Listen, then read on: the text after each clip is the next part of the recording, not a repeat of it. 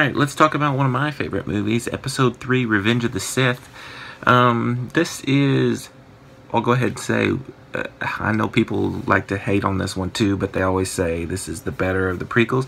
I not only think it's the better of the prequels, I think that it actually is better than one of the original trilogy movies. And I won't ruin my future reviews, but you'll find out which one it is. This movie has a few minor faults, but there's so many awesome scenes that I forgive the minor faults, and I love this movie. Every time I watch it, I enjoy it from start to end. It's the darkest Star Wars movie, and some of the moments in it are truly awesome. So we start off in this movie 3 years after Episode 2. Now, if you watch, I did do a written review of the Clone Wars TV show, and it fills in the gaps really nicely between the two movies and kind of makes Episode 2 a lot better, and this movie even better, because you get to see some character development between Obi-Wan and Anakin, and between Padme and Anakin, that makes their relationships not seem so I don't know, not real. And then when we start this movie off, if you watch the Clone Wars in between these, you start this movie off and you can tell Anakin has been through a lot. These last 3 years, lots has happened. And if you watch the Clone Wars, you'll see everything that has happened. We open up the first scene with Anakin and Obi-Wan trying to rescue Chancellor Palpatine, who's been kidnapped by Grievous and Count Dooku. Basically, there's this huge aerial combat scene, which is pretty neat. I mean, it's pretty epic, I think. And then they end up on the ship, and R2-D2's taking on a few droids, which I think is pretty funny. And Anakin and Obi-Wan take on Count Dooku. Obi-Wan ends up getting knocked out, and Anakin has to face Count Dooku alone, and he ends up killing him. And of course, Chancellor Palpatine is kind of the one who pushes him towards killing him at the end. If you watch the Clone Wars, you'll see that the Chancellor is kind of in his head for the last 3 years. I mean, so it's not that far-fetched to see that he pushes Anakin towards killing him. Then they return. They find out Padme is pregnant.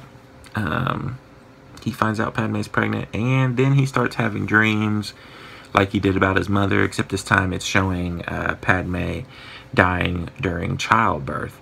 So that freaks him out a little bit, makes him turn even more towards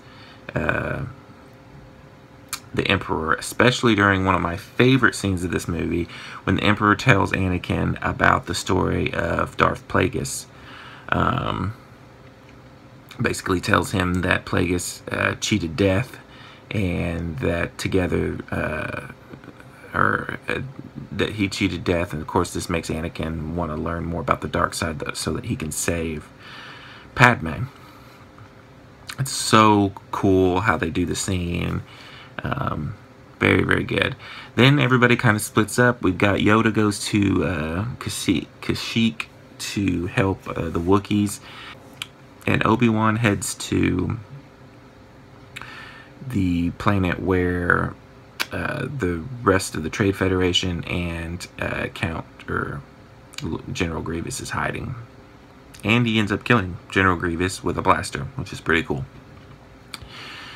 This leaves Anakin and Mace and a few Jedi remaining at the city when Palpatine decides to make his move, tells Anakin about that he's the Sith Lord, pretty much. Anakin freaks out for some reason. He's very conflicted.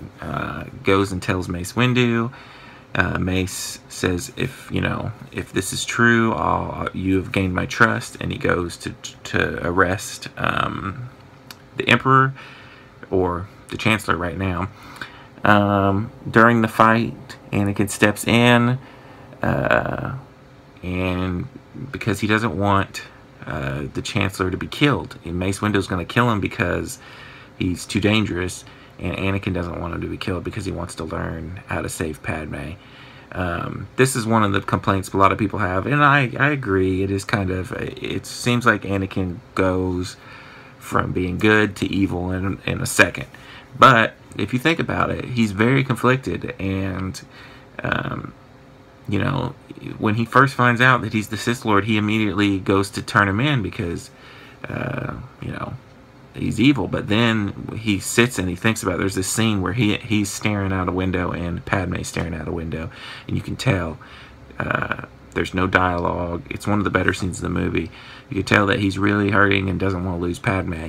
And overall, I mean, that's what finally does it. Now, when he finally becomes Darth Vader and his Padawan, because of time limits, I'm guessing, he immediately, the Emperor activates Order 66, has all the Jedi wiped out.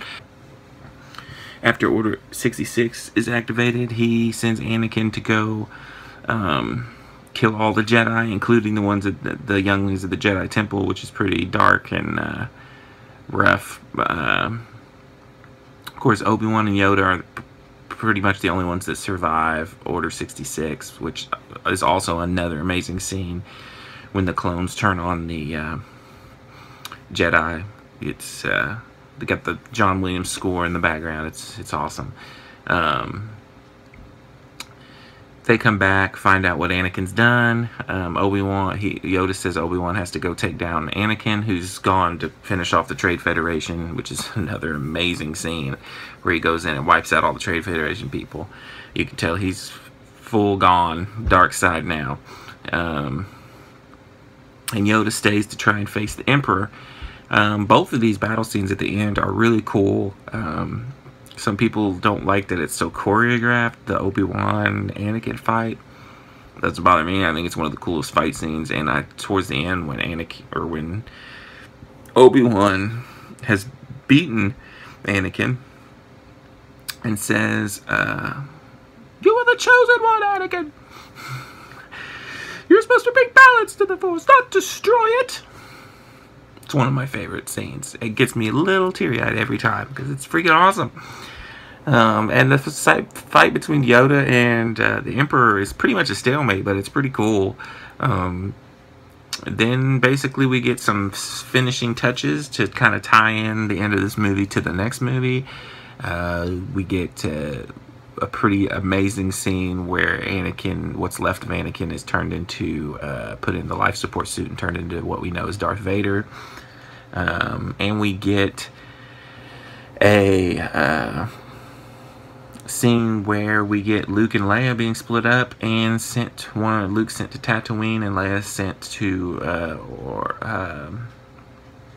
with Senator Organa. All of this is pretty awesome. There is a scene where Padme, I guess, dies of a broken heart, which is pretty stupid. I will agree.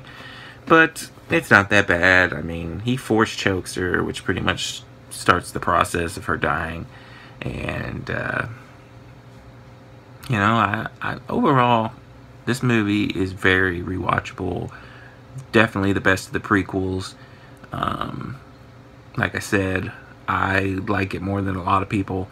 I'm going to give it a 5 out of 5.